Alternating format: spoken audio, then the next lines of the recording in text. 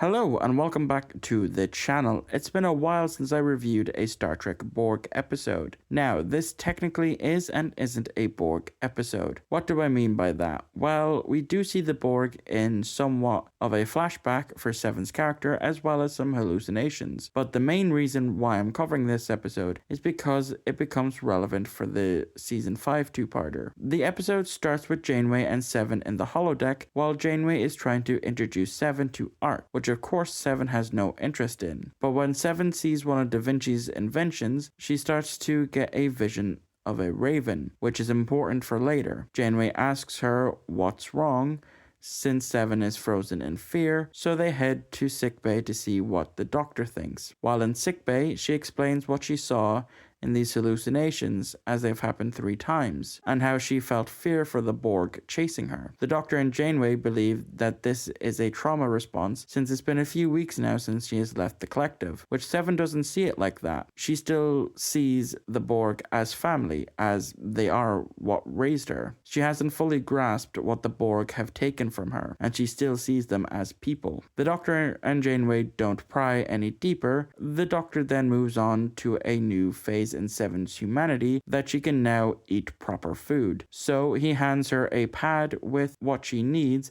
and sends her to Neelix. While that happens, Janeway goes to try to negotiate passage through Bomar space. Going back to how Seven still hasn't grasped the trauma the Borg has inflicted to her is a great character development, as it's still hasn't been that long since she was liberated from the collective, and unlike Picard, who had the trauma from being Locutus and was able to start that healing process right away, Seven hasn't, but she will start at the end of this episode, and I'll pick back up again in the Season 5 two-parter. Back at the mess hall, Seven hands Neelix what nutritions she needs, and like always, Neelix basically throws it out the nearest airlock and insists she tries whatever weird thing he has on the menu. Once it's dished out, he sits and gets her to sit down to eat, which she isn't accustomed to, as the Borg basically eat standing up, which we have seen in the TNG episode I, Borg. Neelix helps showing her how it's done by picking up a fork.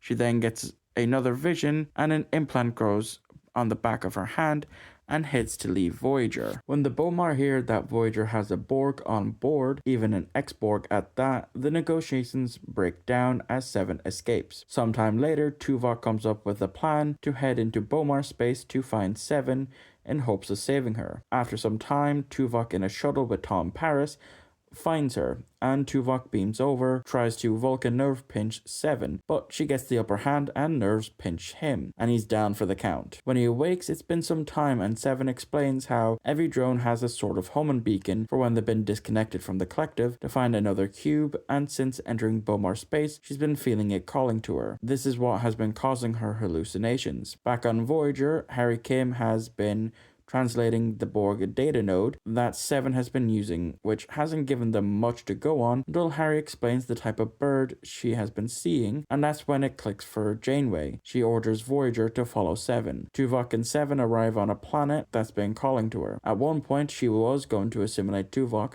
but changed her mind, proving that she has changed in some respects since being freed from the collective. Down on the planet, they find a partly assimilated ship, which when they enter and find the signal, and in a flash, Seven is 6 years old again, afraid of the men who came on board their ship. I have to give major props to Jeri Ryan here. Her acting in this episode, especially these 4 minutes of her regressions to before she was assimilated, was absolutely amazing. And the slow reveal that the ship is called the Raven, which explains why her visions she would see one, is absolutely amazing. This episode is one of those episodes I love to come back to every now and again because of just how amazing it is and how great Jeri Ryan acts in this episode, and it becomes important later on in the next season. Not only that, Seven as a whole is still new to the show, as this is the 6th episode in season 4, but the 7th episode overall, and second spotlight episode she's gotten, the other spotlight episode being season 4 episode 2, The Gift. This is such an important episode, as for next season, we see the ramifications of Seven learning more about her parents and her time aboard the Raven before they were assimilated. After rewatching this episode, it has me looking forward to more amazing Borg episodes to rewatch, with there being 4 in the next season.